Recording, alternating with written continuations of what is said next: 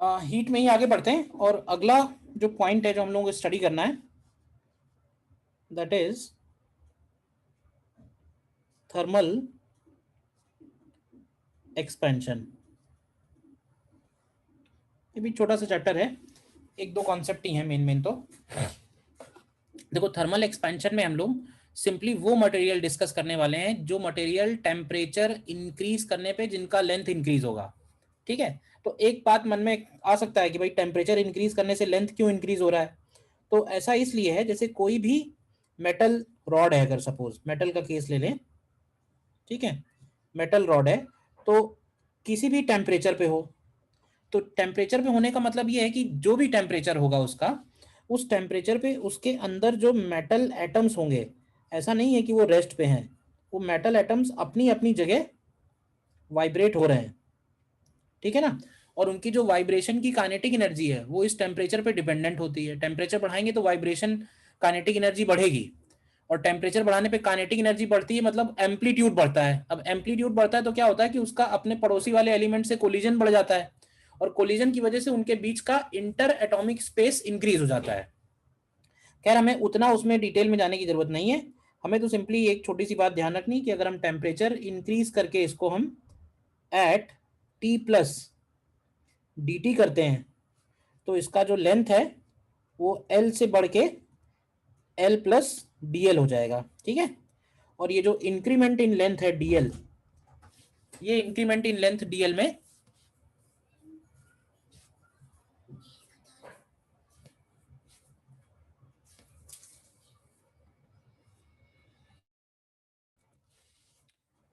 DL की value हम लोग यहां पे लिख सकते हैं, DL is equal to alpha L D T. देखो ध्यान से, ठीक है, जिसमें ये अल्फा डिफाइंड होता है, alpha is called temperature coefficient of linear expansion, इसको बोलते हैं temperature coefficient of linear expansion. और इसका जो टेम्परेचर, इसका जो यूनिट बनेगा वो बनेगा पर डिग्री सेल्सियस। देखिए एक बार ध्यान से,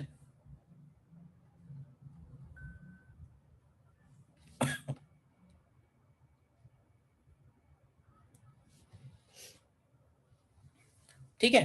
तो अगर हम अल्फा की वैल्यू कांस्टेंट ले लें, ठीक है, इफ अल्फा इज कांस्टेंट, तो D L is equal to L alpha D T में, अगर मान लो कि हम इनिशियल लेंथ रॉड का L1 ले लें और फाइनल लेंथ रॉड का L2 ले लें, टेम्परेचर इनिशियल T1 और फाइनल T2 ले लें, तो यहाँ से हमको मिलेगा L2 equal to L1 E to the power alpha T2 minus T1। हालांकि बेसिक फॉर्मूला जो निकल के आता है वो ये वाला होता है, बट ये वाला फॉर्मूला ज़्यादा यूज इसलिए नहीं होता बिकॉज ई की पावर आ रहा है ना, तो वैसे ही कैलकुलेट करने में बहुत डिफिकल्टी होगी। अब यहाँ पे एक बात ये बोल सकते हैं कि अगर alpha T2 minus T1 one से बहुत छोटा है, तो उस केस में देखो ई पावर एक्स का एक्सपेंशन मालूम है तुम लोगों को, तो भाई ई पावर एक्स का एक्सपेंशन, तो ये होगा alpha T2 minus T1 upon 1 factorial plus alpha square T2 minus T1 upon 2 factorial up till infinity. और अगर alpha T2 minus T1 one से बहुत छोटा है, तो हम हायर ऑर्डर वाले टर्म्स जो हैं वो नेग्लेक्ट कर सकते हैं। तो यहां से आपको मिलेगा L2 equal to L1 one plus alpha T2 minus T1। देखो, तो ये वाला जो फॉर्मूला है ये थोड़ा ज़्यादा पॉपुलर है, तो हो सकता है हम लोग यूज़ यही वाला करेंगे। ठीक है ना।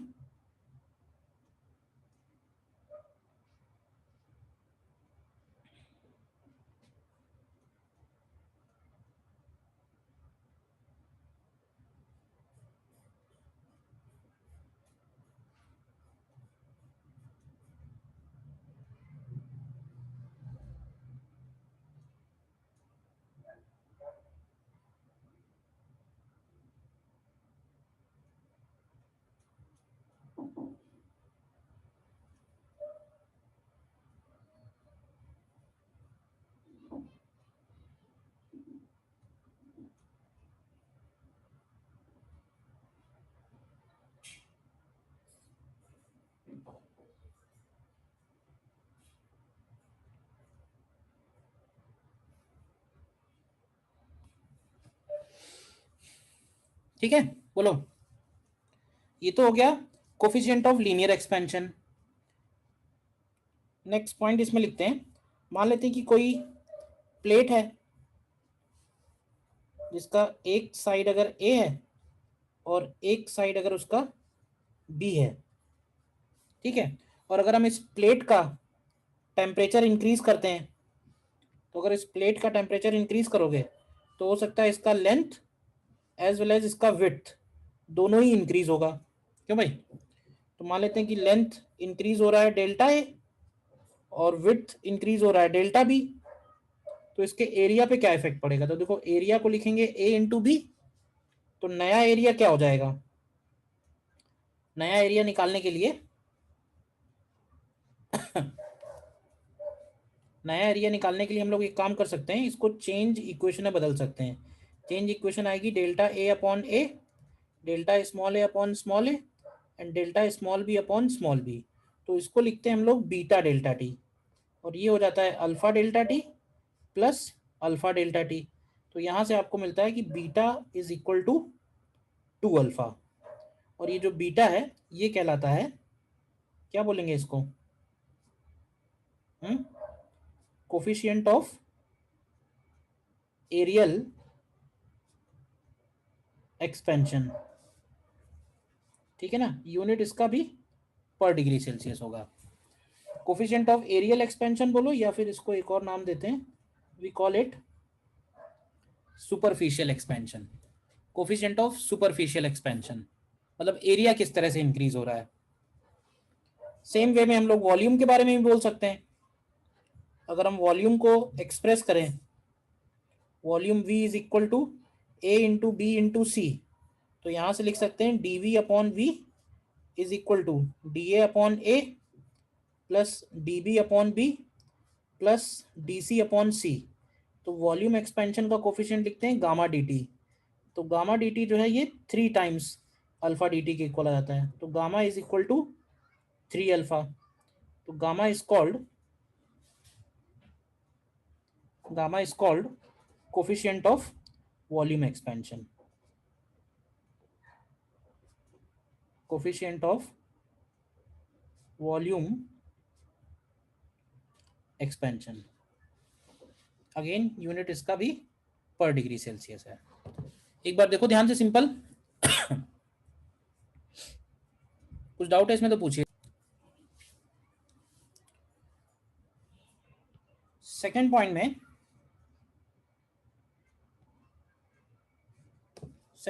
एक छोटा सा हेडिंग पड़ेगा, effect on time period of a simple pendulum. Effect on time period of a simple pendulum. देखो, अगर सिंपल पेंडुलम यानी जो क्लॉक्स में यूज हो रहे हैं पेंडुलम, जो एक्चुअल क्लॉक हैं, वॉल क्लॉक टावर वगैरह में जो यूज होती हैं, उनमें जो पेंडुलम है वो मेटल का है। तो अगर टेम्परेचर चेंज होगा तो वो मेटल का जो पेंडुलम है उसके लेंथ में भी चेंज आएगा, लेंथ में चेंज आने से टाइम पीरियड में चेंज आएगा, और टाइम पीरियड में चेंज आने से वो जो क्लॉक है वो स्लो या फास्ट हो जाएगी। तो इस पे भी क्वेश्चन जैसे फ्रेम होते हैं कि टेम्परेचर चेंज होने पे किस तरह से टाइम डिलेशन आएगा, टाइम डिले होगा या बढ़ेगा। तो टाइम पीरियड को अगर हम लोग लिखें लेंथ के फंक्शन में, तो time period is 2π√L/g।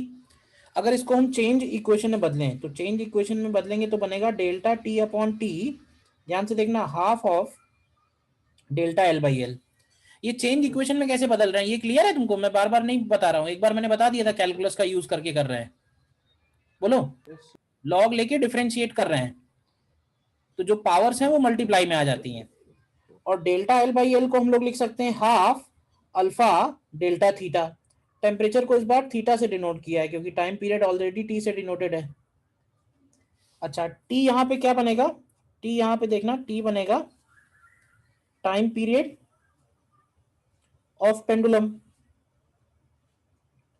Delta T क्या बनेगा? तो डेल्टा टी को हम लोग बोलेंगे लॉस और गेन इन टाइम पीरियड। लेकिन जो डेल्टा टी अपॉन टी है ये बनेगा लॉस और गेन बाई क्लॉक पर सेकेंड, मतलब 1 सेकेंड के अंदर क्लॉक कितना गेन कर रही है और क्लॉक कितना लॉस कर रही है, ये हमें पता चल जाएगा। मतलब धीमे हो रही है, तेज हो रही है, फास्ट हो रही है, स्लो हो रही है, वो पता चलेगा। तो नोट करो, इसको करेंगे एग्जांपल तो क्लियर हो जाएगा।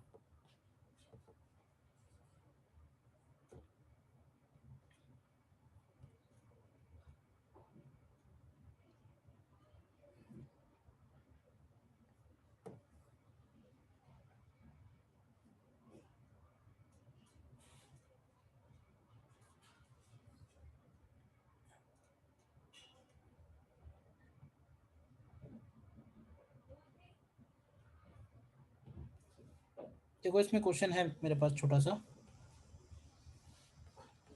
देखो करो इसको try.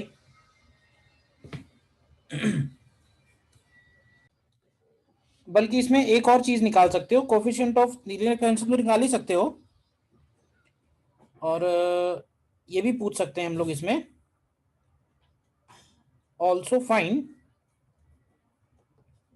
Temperature at which clock gives correct time. दोनों ही निकाला। 20 डिग्री सेल्सियस। हाँ 20 डिग्री सेल्सियस। देखो मेन इसमें मेरा समझाने के पीछे पर्पज ये है, जैसे दिया है ना 5 सेकेंड फास्ट ईच डे, ठीक है, तो अगर हम ये वाला फॉर्मूला यूज कर रहे हैं, delta T by T is equal to 1/2 alpha delta theta, तो डेल्टा टी बाई टी की वैल्यू लिखेंगे तो इसको लिखेंगे 5 सेकेंड अपॉन ईच डे का मतलब हो जाएगा 24 × 3600 इक्वल टू हाफ। अब टेम्परेचर डिफरेंस क्या लिखोगे, जो कैलिब्रेशन टेम्परेचर होगा जिसपे क्लॉक सही टाइम दे रही है वो 15 और 30 के बीच में होगा कहीं, तो जब 15 और 30 के बीच में है तो पहली इक्वेशन में t-15 लिखेंगे, क्यों भाई, और दूसरी इक्वेशन में ये आएगा 10 सेकेंड्स अपॉन 24 × 3600, तो ये आएगा हाफ अल्फा, इसमें हम लोग 30 - t लिखेंगे, तो ये दोनों इक्वेशन से t भी पता चल जाएगा और अल्फा भी पता चल जाएगा। निकाला क्या ही क्या आता है, t का वैल्यू बता रहे हैं 20 डिग्री सेल्सियस और अल्फा का वैल्यू हम्म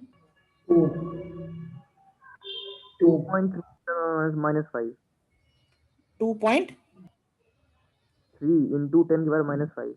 × 10⁻⁵ 10⁻⁵ पर डिग्री सेल्सियस। बताइए, कर लिया था सभी ने?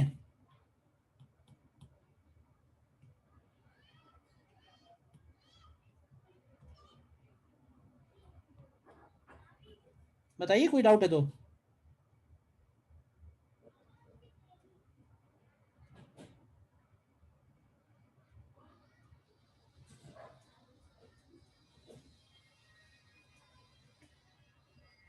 और देखो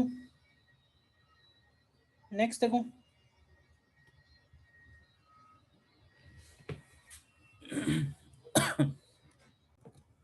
देखो इस केस में क्या हो रहा है,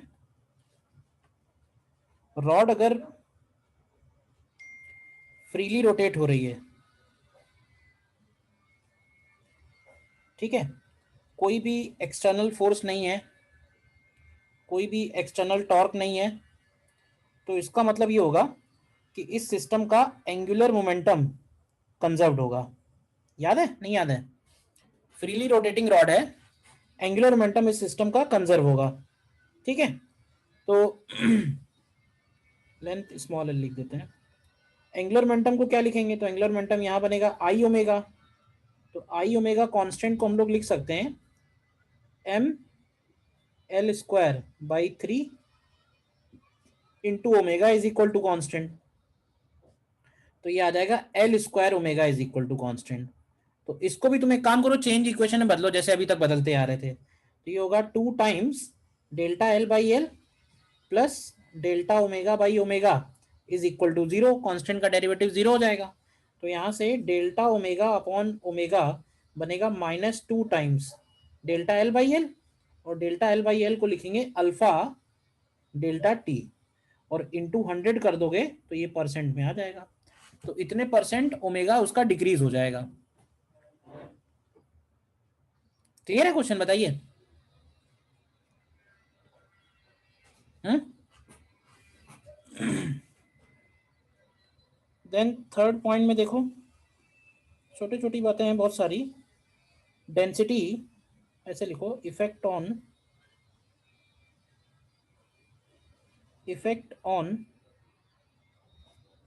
density of a liquid, effect on density of a liquid. तो देखो लिक्विड की डेंसिटी पे क्या इफेक्ट पड़ेगा, तो मास, डेंसिटी को हम लोग क्या लिखते हैं, डेंसिटी को लिखते हैं मास अपॉन वॉल्यूम। तो नई वाली डेंसिटी हो जाएगी मास अपॉन नया वाला वॉल्यूम, क्योंकि मास में कोई भी चेंज नहीं आएगा टेम्परेचर चेंज करने से। हाँ, लिक्विड एक्सपैंड होगा तो उसकी वॉल्यूम में चेंज आएगा। तो नया वाला वॉल्यूम क्या लिख सकते हैं, तो देखो नए वाले वॉल्यूम को हम लोग लिखेंगे V पुराना volume into 1 plus gamma delta T. तो यहाँ से डेंसिटी का फॉर्मूला आ जाएगा rho dash is equal to rho upon 1 plus gamma liquid delta T. या इसको ऐसे भी लिख सकते हैं कि it is rho 1 minus gamma liquid delta T. तो ये फॉर्मूला डेंसिटी का याद रखो कि अगर टेम्परेचर चेंज कर रहे हैं तो लिक्विड की डेंसिटी में क्या इफेक्ट पड़ेगा।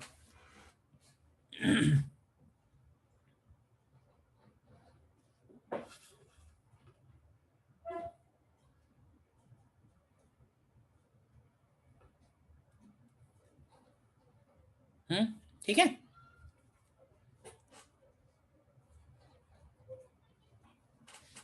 देन एक छोटा सा पॉइंट है, equivalent coefficient of linear expansion, equivalent coefficient of linear expansion. Equivalent coefficient से मतलब ये है कि जैसे मान लेते हैं कि एक रॉड है, ठीक है, और एक और रॉड है, ये रॉड है L1 अल्फा 1 की, ये रॉड है L2 अल्फा 2 की। तो अगर हम इनको कंबाइन करके एक सिंगल रॉड में कन्वर्ट करें, ठीक है, जिस सिंगल रॉड का लेंथ हो जाएगा L1 प्लस L2, तो बताओगे कि इसका अल्फा इक्विवेलेंट कैसे निकालेंगे, कैसे निकाल सकते हैं, करो ट्राई अपने आप। उसको हम लोग बोलते हैं equivalent coefficient of linear expansion. करो ट्राई इसको।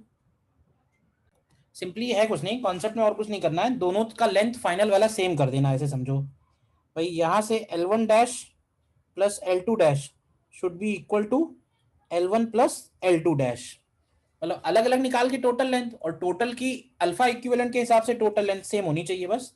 तो L1 डैश को लिखेंगे L1 1 plus alpha 1 delta T,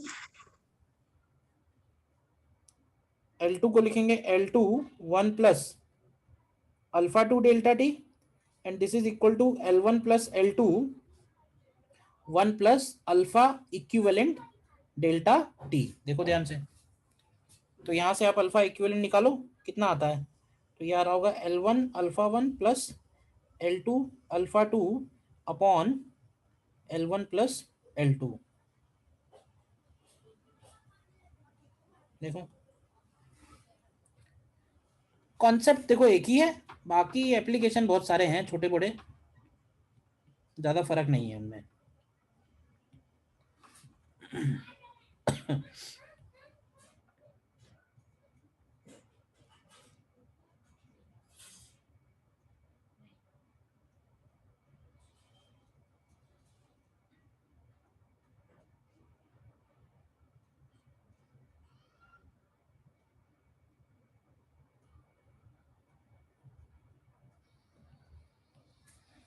देखो इसमें क्वेश्चन नेक्स्ट,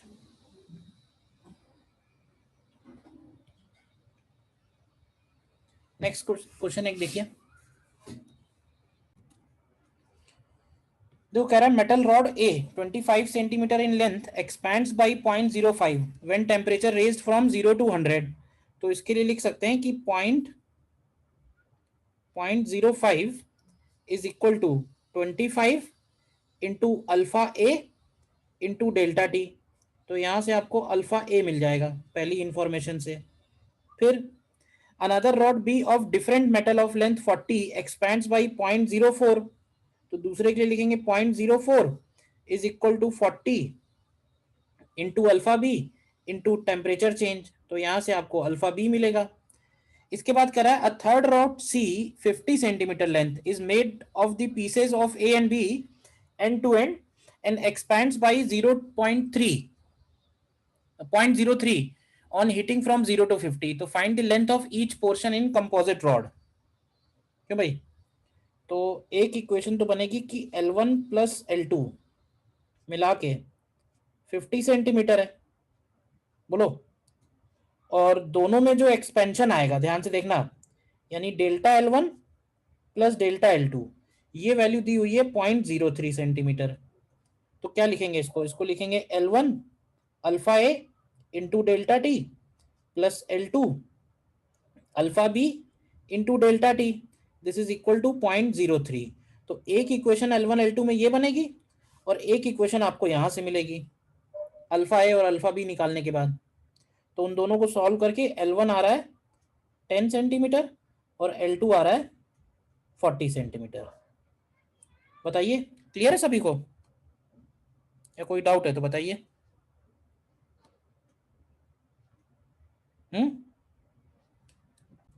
क्लियर है या कोई डाउट है बताइए।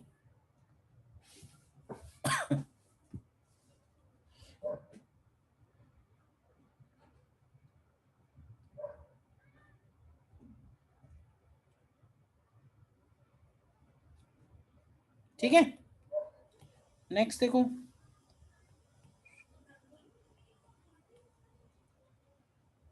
नेक्स्ट क्वेश्चन देखिए।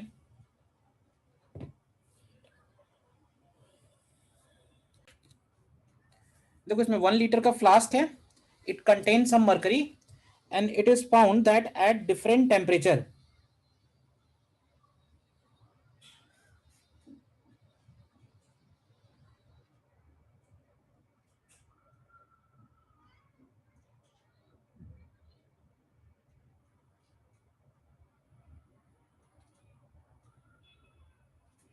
मान लेते हैं कि कुछ मरकरी फील्ड है इसमें,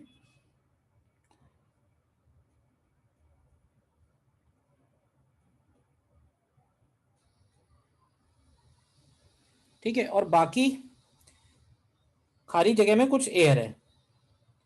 इस पूरे फ्लास्क का वॉल्यूम 1 लीटर है। तो कह रहा है what is the volume, it is found that at different temperature volume of air inside the flask remain same. मतलब एयर वाला जो वॉल्यूम है ऊपर जो खाली है वो हर टेम्परेचर पे सेम रहता है। तो इसको हम ऐसे लिखेंगे, देखो volume of flask minus volume of mercury is equal to constant and this is constant at all temperatures। तो अगर हम इसको डिफरेंशिएट करें तो हम लोग बोलेंगे delta V flask minus delta V mercury is equal to 0। तो यहां से डेल्टा वी फ्लास्क मतलब फ्लास्क के वॉल्यूम में जितना चेंज आ रहा है उतना ही वॉल्यूम चेंज मर्करी में भी आ रहा है, तभी ऐसा पॉसिबल है। ठीक है, अब फ्लास्क में कितना चेंज आएगा, तो फ्लास्क बना हुआ है ग्लास का, और ध्यान से देखना तो ग्लास का हमको दिया हुआ है लीनियर एक्सपेंशन। तो अगर हम वॉल्यूम एक्सपेंशन चाहिए तो हमें इसका 3 टाइम्स करना पड़ेगा। तो फ्लास्क का वॉल्यूम कितना होगा, तो उसको लिखेंगे 1 लीटर इंटू गामा, गामा का मतलब होगा 3 अल्फा, तो 3 into 9 10⁻⁻6 into delta T is equal to volume of mercury हमको निकालना है एंड गामा मर्करी इज 1.8 10⁻⁻4 और इंटू डेल्टा टी। तो डेल्टा टी तो कैंसिल ही हो जाएगा। वॉल्यूम ऑफ मर्करी अगर आपने निकाला होगा तो ये 0.15 लीटर्स आ जाएगा। बोलिए, या इसी को लिख सकते हैं 150 सेंटीमीटर क्यूब। क्लियर है क्वेश्चन, बताइए।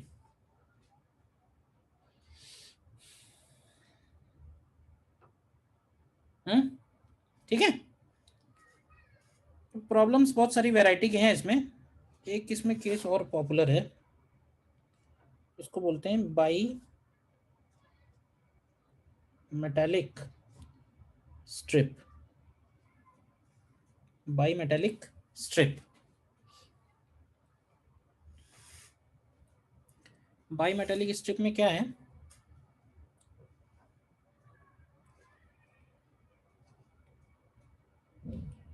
ऐसे समझो कि दो अलग अलग मटेरियल हैं, एल नॉट लेंथ का अल्फा 1 मटेरियल है और ये एल नॉट लेंथ का अल्फा 2 मटेरियल है। मतलब मेटल की दो स्ट्रिप्स हैं, ठीक है, और उन दोनों मेटल स्ट्रिप्स को हमने साइड बाय साइड पेस्ट किया हुआ है। तो जिस टेम्परेचर पे हमने इनको पेस्ट किया हुआ है वो टेम्परेचर पे दोनों का लेंथ सेम है। Let's say we call it temperature T1। अब अगर हम टेम्परेचर बढ़ाते हैं तो देखो अल्फा 1 और अल्फा 2 अलग अलग होने की वजह से क्या होगा, किसी एक रॉड में एक्सपेंशन ज्यादा आएगा, एक स्ट्रिप में एक्सपेंशन ज्यादा आएगा और एक स्ट्रिप में एक्सपेंशन कम आएगा। तो यानी कि एक का लेंथ बढ़ेगा दूसरे का कम हो जाएगा, मतलब रिलेटिवली एक बड़ी लेंथ की होगी एक कम लेंथ की होगी। तो क्या होगा कि ये सीधी नहीं रहेगी स्ट्रिप, और ये स्ट्रिप जो है थोड़ा सा क्या होगा, बेंड हो जाएगी। देखो जरा ध्यान से, ठीक है, और उस बेंडिंग की वजह से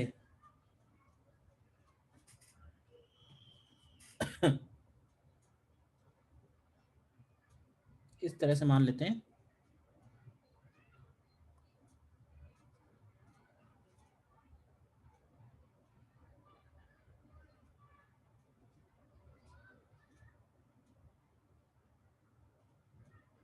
उस बेंडिंग की वजह से ये एक आर्क का शेप ले लेगी।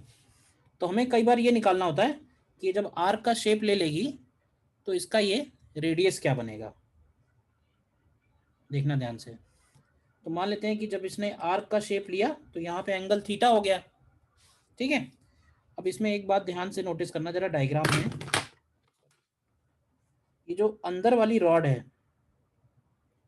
इसका रेडियस हम लोग आर एज्यूम करते हैं, ठीक है, और जो बाहर वाली रॉड है उसका रेडियस हो जाएगा आर प्लस टी, क्योंकि ये जो टी है ये हम इसका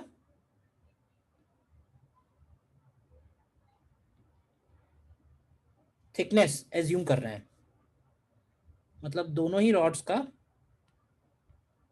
थिकनेस टी के बराबर है, और थिकनेस में टेम्परेचर बढ़ाने में ज़्यादा कुछ एप्रिशिएबल चेंज नहीं आएगा, ठीक है ना। तो एक रॉड का मीन रेडियस हम लोग आर लिख रहे हैं और एक रॉड का मीन रेडियस ध्यान से चेक करो तो हम लोग आर प्लस टी लिखेंगे। देखो क्लियर है। तो जरा बताओगे कि बाहर वाले का लेंथ L1 और अंदर वाले का लेंथ L2 क्या होगा टेम्परेचर बढ़ाने पे। तो ये टेम्परेचर लिया हम लोगों ने T equal to T2। L1 L2 क्या होंगे, तो देखो L1 को लिखेंगे L not 1 plus alpha 1 delta T, और L2 को लिखेंगे L not 1 plus alpha 2 delta T.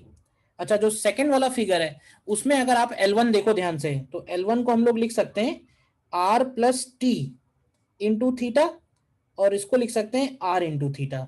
यहां तक क्लियर है, पहले बताओ जितनी बातें लिखी है मैंने, बोलिए यहां तक क्लियर है। अब अगर तुम इन दोनों इक्वेशंस को डिवाइड कर दो, इक्वेशन 1 एंड इक्वेशन 2, तो डिवाइड करोगे तो आएगा L not 1 plus alpha 1 delta T divided by L not 1 plus alpha 2 delta T, और ये वैल्यू आएगी 1 प्लस टी अपॉन आर। और इसको हम लोग सॉल्व करके ऐसे भी लिख सकते हैं 1 plus alpha 1 minus alpha 2 into delta T is equal to 1 plus T by are.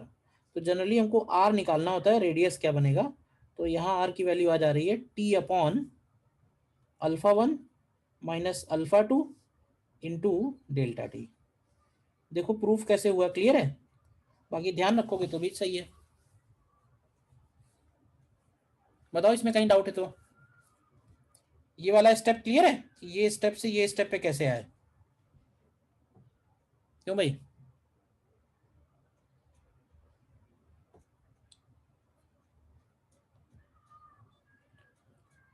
इस स्टेप से इस स्टेप में कैसे आए ये क्लियर है।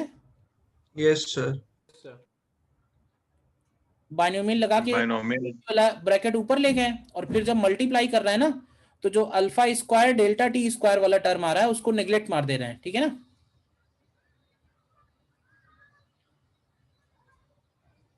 ये इंपॉर्टेंट है, ठीक है ना, आ चुका है एक बार आईआईटी में, तो जेईई मेन में दोबारा आने की बहुत हाई प्रोबेबिलिटी है। और एक पॉइंट इसमें और है, 6th पॉइंट में, concept of thermal stress, concept of thermal stress. ठीक है, स्ट्रेस तो हम लोगों ने पढ़ रखा है, थर्मल स्ट्रेस क्या है वो जरा देखना है। देखो जैसे कोई भी रॉड है, मेटल का रॉड है, इसका लेंथ सपोज एल है, टेम्परेचर है इसका टी प्लस, टेम्परेचर इसका टी है। ठीक है, और ये रॉड फ्री है, मतलब फ्रीली हमने इसको रखा हुआ है। Suppose this is kept on smooth surface,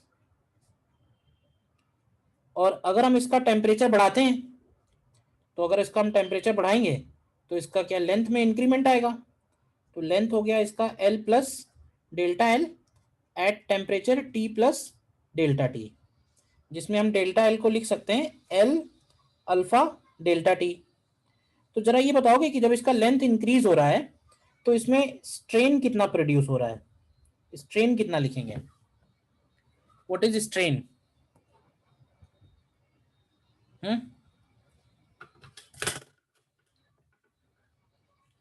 what is strain बताएगा कोई? Alpha delta T. Hmm, alpha delta T. Alpha delta T. Strain zero होगा स्ट्रेन इस केस में जीरो आएगा, सर, वही अभी तो स्ट्रेन। ठीक है ना, यही बात समझनी है बस, सिंपल सी जो बात समझनी है वो यही है कि स्ट्रेन जीरो क्यों है। देखो हम लोग जब स्ट्रेस और स्ट्रेन की बात करते हैं ना, तो वो हमेशा उस लेंथ के करस्पॉन्डिंग निकालते हैं जो लेंथ हम उसको फोर्स लगा के एक्सपैंड या कंप्रेस करते हैं, ठीक है ना। ऐसे समझो कि ये जो लेंथ एल है, ये लेंथ टी टेम्परेचर पे नेचुरल लेंथ है उसकी, मतलब ये रॉड उसी लेंथ पे रहना चाहता है जो लेंथ है उसकी। इसी तरह जब हम टेम्परेचर बढ़ा रहे हैं तो इसका लेंथ इंक्रीज हो रहा है, तो ये भी जो लेंथ निकल के आई है ना, ये इस टेम्परेचर की नेचुरल लेंथ है, मतलब टी प्लस डेल्टा टी पे जो नेचुरल लेंथ है रॉड की वो एल प्लस डेल्टा एल है। तो अगर रॉड अपने नेचुरल लेंथ में है, हमने उस पर कोई फोर्स नहीं लगाया है, फोर्स लगा के उसको कंप्रेस या एक्सपैंड नहीं किया है, तो उस केस में strain as well as stress दोनों की वैल्यू जीरो होगी। ध्यान रहेगी बात, स्ट्रेस और स्ट्रेन की बात हम लोग तभी करेंगे जब हम रॉड को फोर्स लगा के एक्सपैंड होने दें, एक्सपैंड करें या कंप्रेस करें, या ऐसे समझो कि स्ट्रेन और स्ट्रेस हमेशा डेवलप होंगे कि नेचुरल लेंथ से हमने उसको कितना कंप्रेस या एक्सपैंड किया है। ये बात तुम नोट कर सकते हो, ठीक है ना, कि stress oblique strain are always developed corresponding to change in length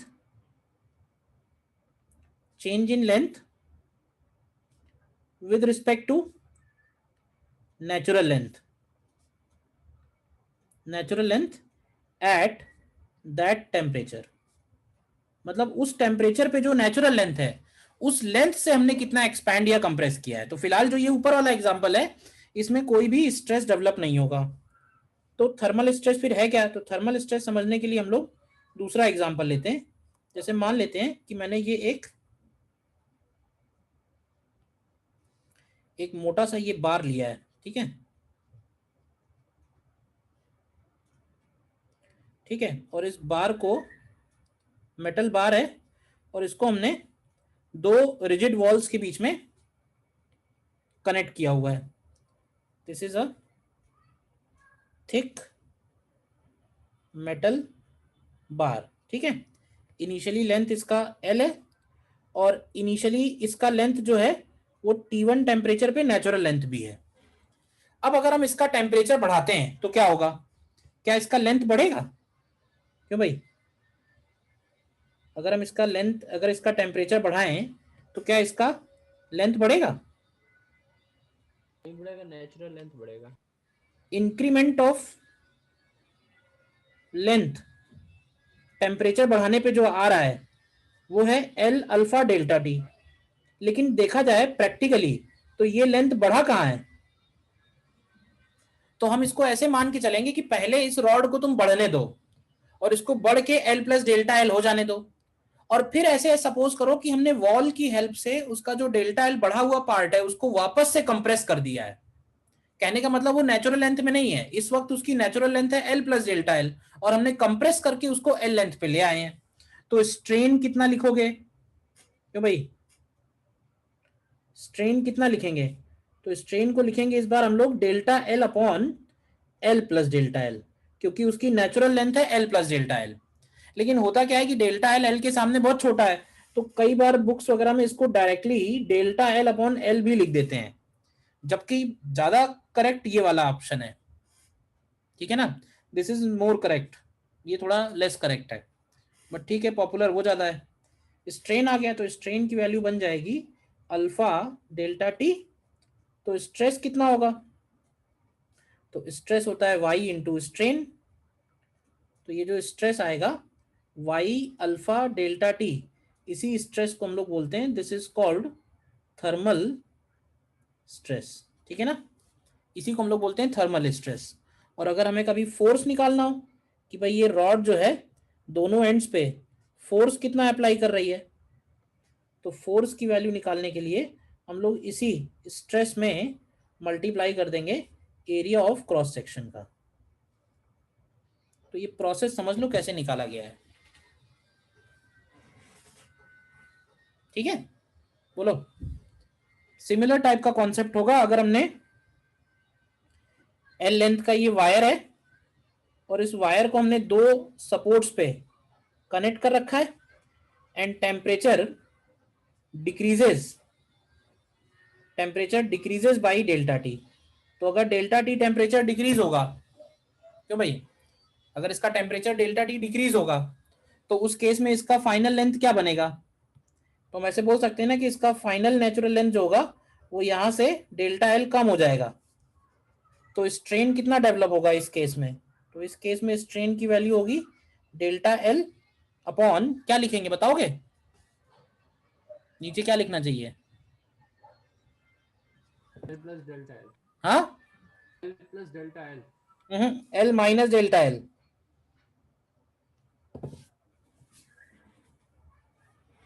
L minus delta L, क्योंकि natural length L minus delta L होगी, टेम्परेचर गिरा रहे हैं ना, गिराया। क्यों भाई, अरे वायर में टेम्परेचर बढ़ाओगे तो वायर तो झोल खा जाएगा ना, तो कम किया है टेम्परेचर। हाँ बट ठीक है, लेकिन बुक्स में फिर से इसको डेल्टा एल बाई एल ही लिख देते हैं, ठीक है। देखो एक बार नोट करना है, नोट करो। इसमें एक ही टाइप का क्वेश्चन बनता है, वही देख लो कैसे करते हैं, और वही क्वेश्चन एक सेम टाइप के ही कई बार आए हुए क्वेश्चन है। देखो जैसे ये प्रॉब्लम है, थोड़ा सोचो इसके बारे में फिर बताता हूँ। देखो इसमें करना क्या है, प्रोसेस समझो पहले।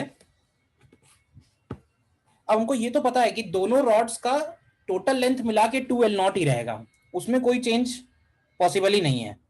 हाँ लेकिन ये हो सकता है कि इंडिविजुअली किसी एक रॉड में एक्सटेंशन आए और किसी एक में कंप्रेशन आए, तो उसका तरीका क्या लगाना है हमको? तरीका पहले ये लगाना है,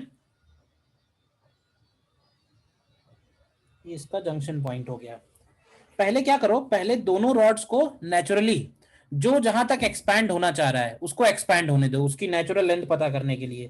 तो मान लेते हैं कि मैंने ब्रास रॉड को यहां तक एक्सपैंड कर दिया है, देखो ध्यान से, ये ब्रास रॉड हो गई, और स्टील रॉड को मैंने यहां तक एक्सपैंड कर दिया है।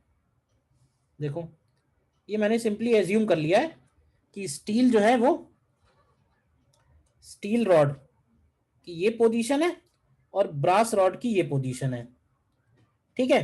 कितना एक्सपैंड होना चाह रहा है कौन, वो बना लो। तो ब्रास रॉड में जो एक्सपेंशन है वो आना चाहिए था L0 alpha brass delta T, और स्टील रॉड में जो एक्सटेंशन आना चाहिए वो है L0 alpha steel delta T. इतना काम कर लिया पहले, बोलिए।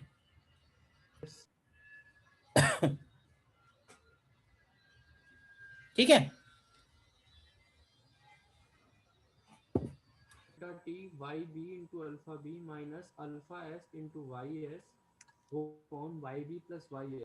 ठीक ठीक ठीक है, ठीक है, स्टील वाली जो रॉड होगी वो जाएगी। वो ठीक है, प्रोसेस कर लिया, अच्छी बात है।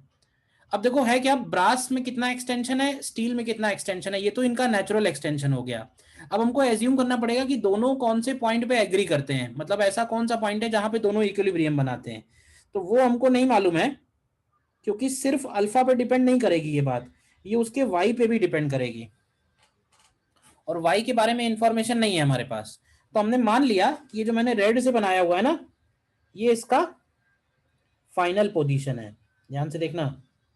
और फाइनल पोजीशन उसके इनिशियल पोजीशन से मान लेते हैं एक्स डिस्टेंस पे है। देखो अब यहां से तुम ये पता करो कि अगर फाइनल पोजीशन ये है तो ब्रास रॉड में कंप्रेशन कितना आया और स्टील रॉड में कंप्रेशन कितना आया, और दोनों के कंप्रेशन से जो फोर्सेस प्रोड्यूस हुए होंगे वो दोनों ने बैलेंस करके एग्री किया होगा।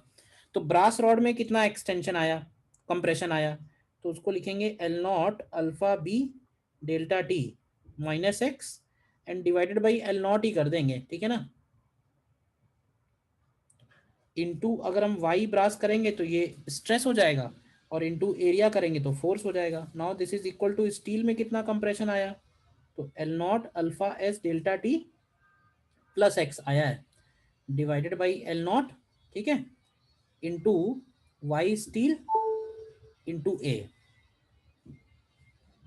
देखो तो यहां से आप सॉल्व करके एक्स निकाल पाओगे, ठीक है ना। Yes sir. देखो प्रोसेस क्लियर है।